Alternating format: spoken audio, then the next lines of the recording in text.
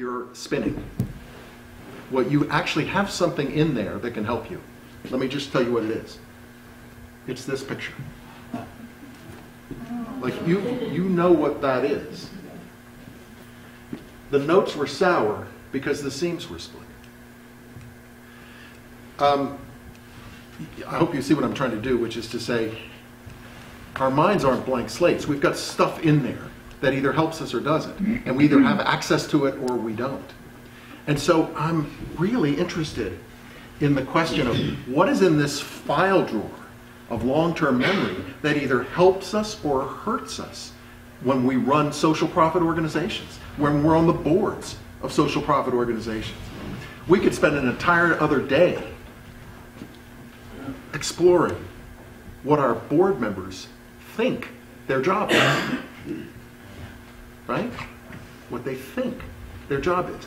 And if you go around the table, my guess is you're not going to hear the same thing from every board member. They've got mental models in their heads. Where did they come from?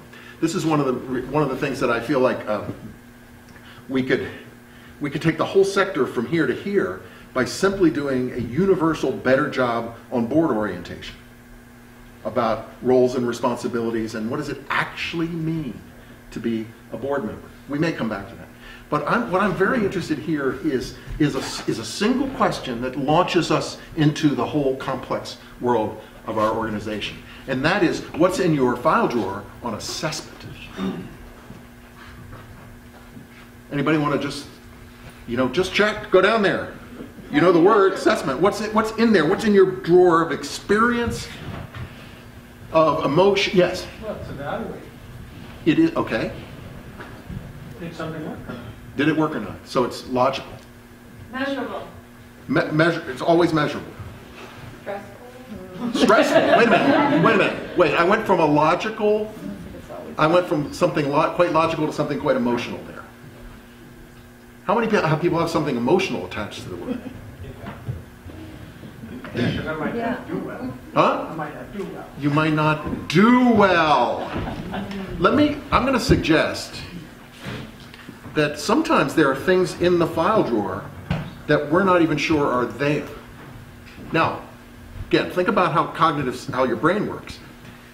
Here comes some question or something to react to, and you go down and check. And what's in there? Well, there's knowledge, there's skills, there's experience, there are assumptions, there are biases, there is misinformation. In other words, there's good stuff and bad stuff in there. There's stuff that you may not even be aware of. I think that with assessment, even the most logical and scholarly among us, somewhere in our file drawer on assessment is something that looks like this.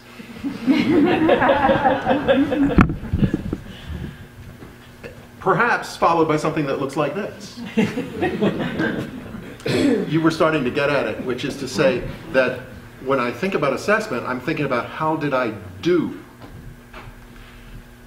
We all went to school. Did anybody in this room not go to school? Then I'm going to make a general statement that when we went to school, we experienced assessment in a particular way. Where did it come in relation to the learning? Beginning, middle, end? Where did it come? End. Came at the end. And what was its purpose? To measure. To assess us, to measure us, to evaluate us, to judge us, to tell us whether we won or lost. It's an emotional thing because every time that you had an assessment, you had this sort of reckoning back. Where do I stack up?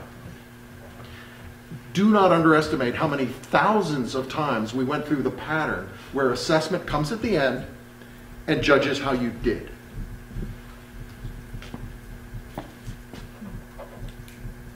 I'd like to suggest a different mental model.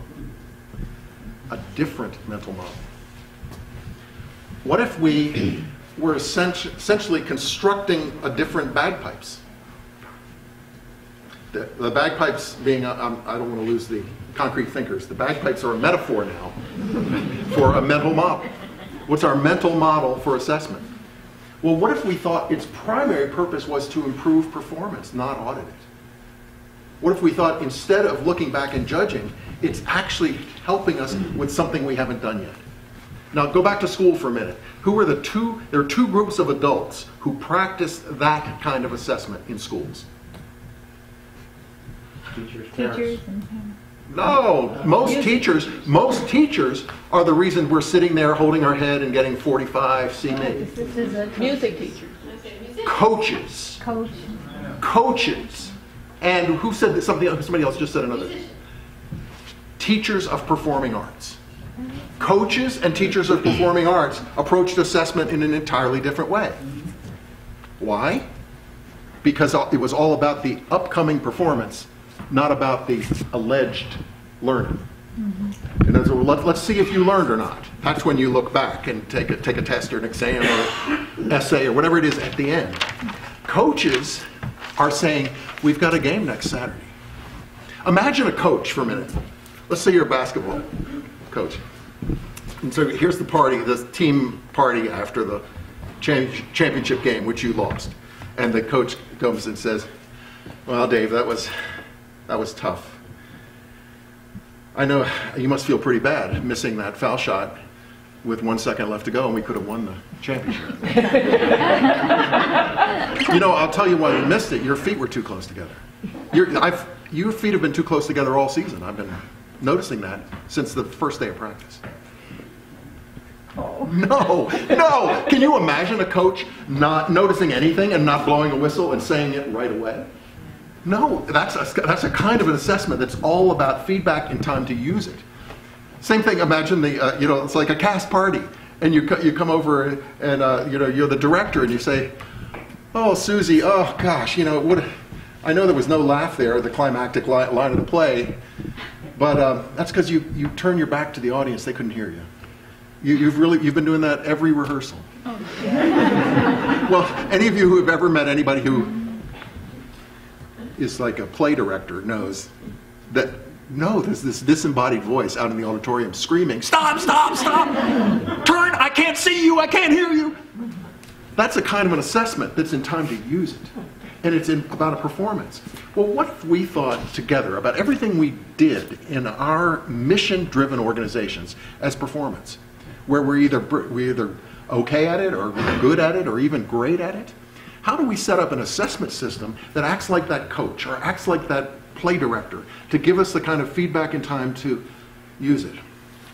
And notice that the feedback it's completely understood what its purpose is because we know what the performance is. We know the rules of the game. We know how the sport is played. We know the script and the impact of the play. It's not a mystery.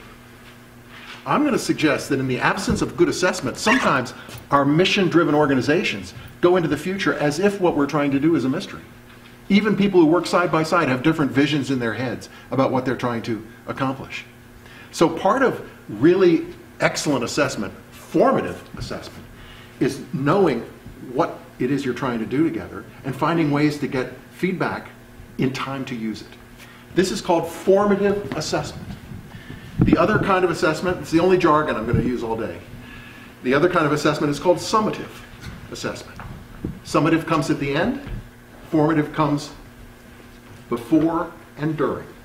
It's headed toward a performance, and it's part of constantly learning. So let's imagine a principle here. We're leading up to you practicing this on something that matters to you, okay? The primary purpose is to improve performance. Now let me just give you an example, just to show how it works in real life.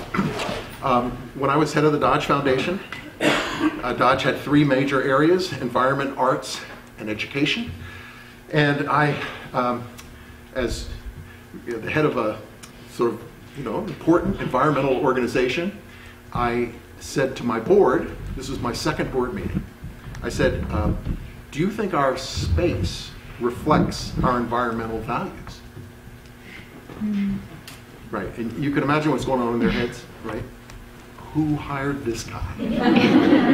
What a pain in the neck observation that was. Because once you say something like that, inevitably you have to go, well, what are our values? And what would it look like to have our space reflect our values? And if we, an environmental foundation, doesn't have our space reflect our values, who will? Right? We've got the resources, we've got the responsibility, we've got the long-term view, we've got flexible capital. So anyway, right after that question, the board began a process where Dodge would end up in a green building. It took 9 years. But it happened. Now let's imagine you want to build a green building. So you go, shall we just build something and then see if people think it's green or not? Gives us a grade? No. You say, how would we know if it's green or not? Is there any assessment scale or assessment system that would help us judge whether we've built a green building? And that, of course, is the LEED scale, Leadership in Energy and Environmental Design. Who's been involved with LEED projects? So you know that what you're doing is planning backwards from a vision of from criteria and clarity about what it is you're trying to do. So the LEED scale, at the time we were doing our Dodge building, looked like this. It changes all the time. But notice that here, if we wanted 2 points under materials and resources, we could get them if we used local or regional materials. Why would that make any difference? You're not transporting them. You're not transporting them. So that it's in the concept of embedded energy. A green building has to do with all aspects of construction, of cleanup, of management, of maintenance. It's a holistic view. So we know that if we use local materials, we're going to keep the energy costs down. Now, in the absence of that, so we're in New Jersey, and so we start to look for hardwood floors.